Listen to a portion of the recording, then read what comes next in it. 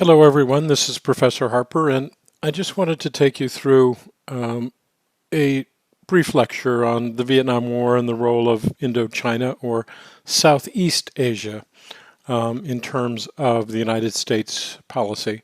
As you know, the United States fought a war in Vietnam, but I think that it's important to kind of go through what the ramifications of that are. So, just looking at a map, all right?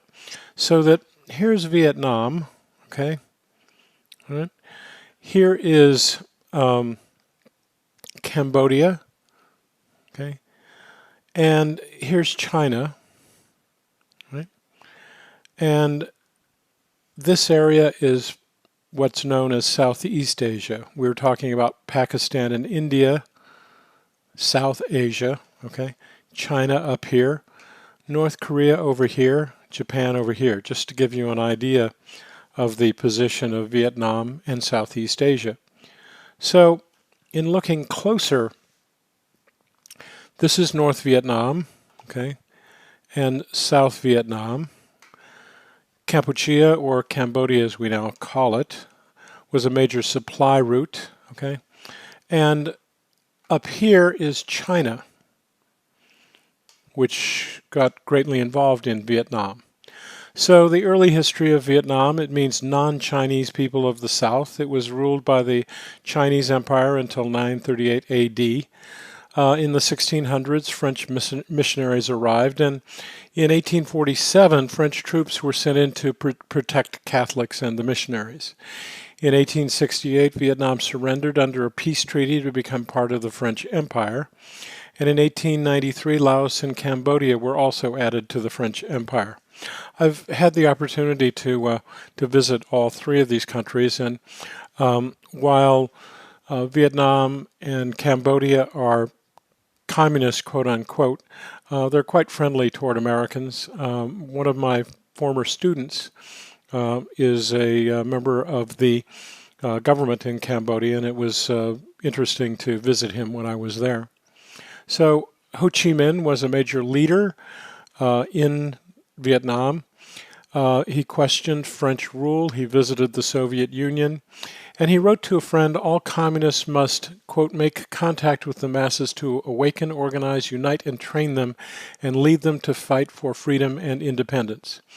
He stayed in China to organize nationalists into on the Vietnam border into Vietnam, and created what was known as the Viet Minh, or the Revolutionary League.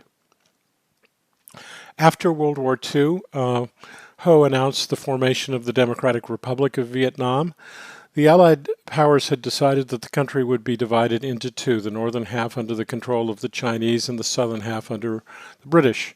The French attempted to reestablish control and refused to recognize Ho's regime. In 1949, fighting broke out between the Viet Minh and French troops. And the French basically lost the first war in Vietnam, when French troops surrendered at Dien Bien Phu. U.S. involvement, the Korean War cost between 1950 and 1953 cost the United States 142,000 soldiers in an attempt to stop communism in South Korea. In 1954, President Eisenhower sent a small group of military advisors into South Vietnam, and that's when the connection started between Vietnam and the United States.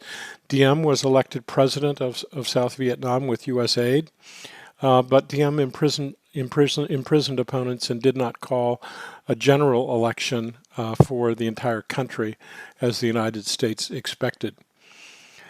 Kennedy accepted a theory that was called the domino theory, that if the domino of Vietnam fell, other countries would turn to communism. And in fact, that's what happened. But it was discounted at the time. But once Vietnam fell, Cambodia fell, Laos fell. In Vietnam, the National Liberation Front, or the Viet Cong, had grown to about 17,000 in the south. They were the anti-American, anti-South Vietnamese government opposition that were tied to Ho Chi Minh in the north. In 1962, Kennedy had 12,000 support troops in Vietnam. So it started with advisors in Vietnam under Eisenhower, then grew more under Kennedy, and grew significantly more under Lyndon Baines Johnson. So in 1964, Lyndon Johnson was president, and the Gulf of Tonkin became the basis on which the United States got greatly involved in Vietnam. So the U.S. destroyer Maddox was fired upon. Congress approved Johnson's decision to bomb North Vietnam and passed the Gulf of Tonkin Resolution to take all necessary measures against North Vietnam.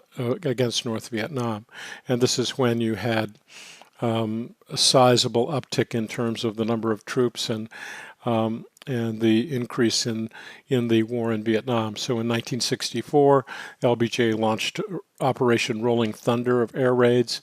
The plan was to destroy the North Vietnamese economy and to force her to stop helping the guerrilla fighters in the south.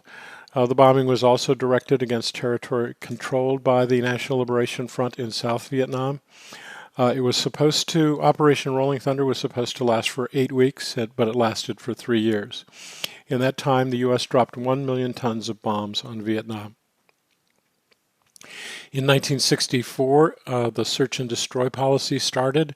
General William Westmoreland, who was in charge of the troops in Vietnam, developed the strategy, which was to find and then kill members of the National Liberation Front, or those who were in the South tied to North Vietnam. The Tet Offensive was a critical juncture in Vietnam, but it basically created a misconception of what was going on in Vietnam. So in January 1968, the Tet Offensive proved to be a turning point. Tet is the new year in Vietnam. In terms of the military, it was a victory for the U.S. forces. An estimated 37,000 National Liberation Front soldiers were killed compared to 2,500 Americans. But what it did is it proved that the NLF was able to get under fire the U.S. Embassy in South Vietnam. And that came across in the news reports, and it was seen by Americans as kind of we've been told that that the United States was winning the war in Vietnam, and the photos and the commentary tended to show that that wasn't the case, that it in fact was mostly a draw. In 1968, President Johnson was told by Secretary of Defense Robert McNamara that the United States could not win the Vietnam War and recommended a negotiated withdrawal. In terms of the politics, in 1968, LBJ announced that he would not run for president. There was growing opposition. There were marches of up to 1 million people, including many veterans. In 1975 was the end of U.S. involvement in Vietnam, and quickly after that, communist governments were set up in Vietnam, Laos, and Cambodia. So that's essentially what happened in Vietnam, and so we'll see you online. Thanks very much. Goodbye now.